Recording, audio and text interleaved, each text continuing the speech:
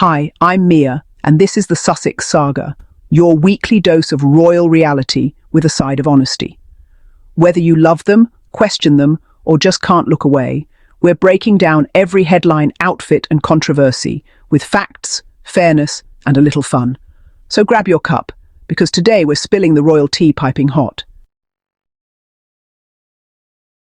Well, another bad day in the royal office.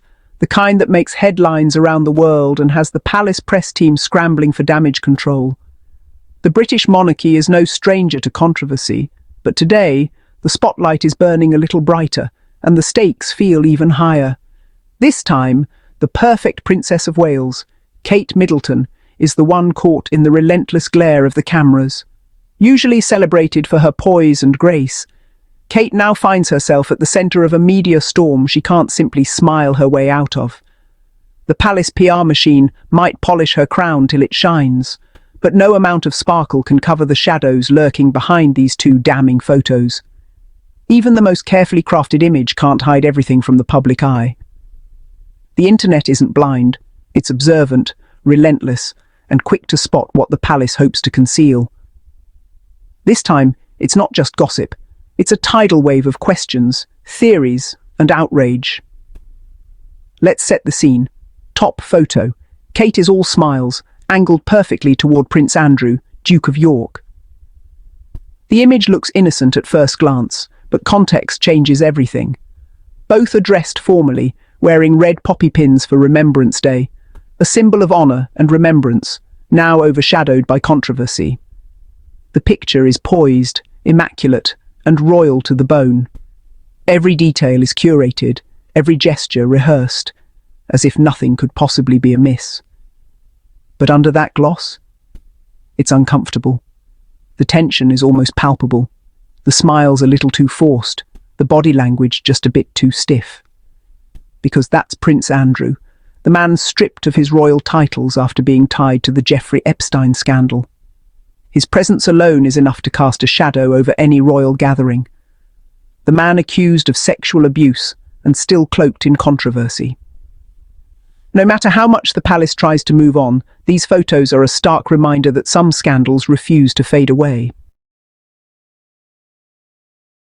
Bottom photo, Kate again, sitting next to Donald Trump at a lavish state banquet, a golden gown, a glittering tiara, a diplomatic smile that could freeze a room, the optics dazzling at first glance. But Trump, too, is no stranger to allegations, dozens of them, tied to sexual misconduct and vile remarks about women. Now pause. The same woman dubbed the children's princess, the so-called advocate for women's issues, is sitting beside not one, but two men accused of abuse. So much for optics, so much for empowerment, so much for that carefully curated image of dignified advocacy. And let's not pretend for a moment that this was mere coincidence or some innocent accident of protocol. Nothing in royal seating charts ever is. Every detail is scrutinized, every seat assigned with intention. Every placement, every handshake, every carefully staged photo. It's all deliberate, strategic, and deeply symbolic. The royal family doesn't leave anything to chance, especially not in public. So what exactly is the palace trying to symbolize here? Is it a show of unity, a carefully crafted image of harmony for the cameras and the world to see? Or is it a subtle message that, in the end, power and tradition still trump principle and progress? It's hard to ignore how willingly Kate plays her part in this grand performance, stepping into her role with poise and precision. The Daily Mail once praised her so-called soft flirting skills. Yes, that's a direct quote, as if her greatest contribution is her ability to charm. Soft flirting skills, as if charm and compliance are her most valuable assets, overshadowing everything else she might bring to the table. Not intellect, not leadership, not advocacy, but flirting. That's the narrative the press seems eager to push, reducing her to a supporting role in her own story. The palace loves to brand Kate as the voice for women's mental health and children's welfare, parading her at charity events and photo ops. But actions, or in this case, optics, speak louder than glossy campaign posters and carefully curated press releases. Because how do you truly champion women's rights while giving photo ops and public support to men accused of violating them? The contradiction is glaring. In the end, it's hypocrisy served on a silver royal platter, polished for the world to see, but impossible to ignore. And while we're here, let's talk about the double standard. Imagine, just for a second, if Meghan Markle had been photographed like this. One polite smile in the wrong direction, and the British press would have burned her alive. They would have dissected her every expression, accused her of disrespecting victims, and screamed about Hollywood moral corruption. But for Kate, it's just diplomacy. For Kate, it's grace under pressure. For Kate, it's soft power. No, it's soft silence, and it's complicity dressed up in couture. Because let's be real, they've been trying to get Meghan in a picture like this for years. Something to weaponize, something to smear her with. But Meghan never gave them the chance. She saw through the royal illusion, the facade that women in that institution are merely chess pieces for public relations. So she left. She chose peace, truth, and her own dignity over playing this dangerous royal game. And honestly, thank goodness she did.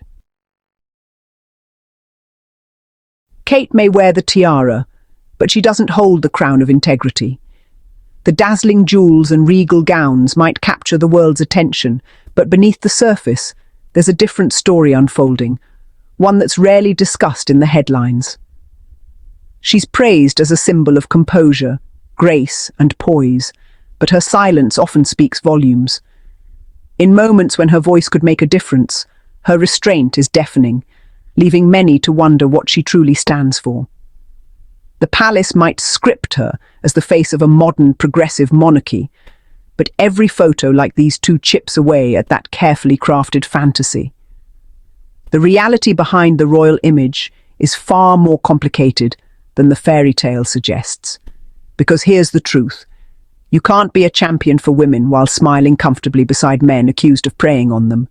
Actions, and even silent associations, speak louder than any royal statement or campaign slogan. You can't claim moral virtue while your proximity to power overshadows the principles you supposedly represent. The company you keep, especially in the public eye, reveals more about your values than any speech ever could. And you definitely can't call yourself the people's princess 2.0 when your compassion only shines in carefully curated PR moments. True empathy isn't just for the cameras. It's shown in the choices you make when no one's watching.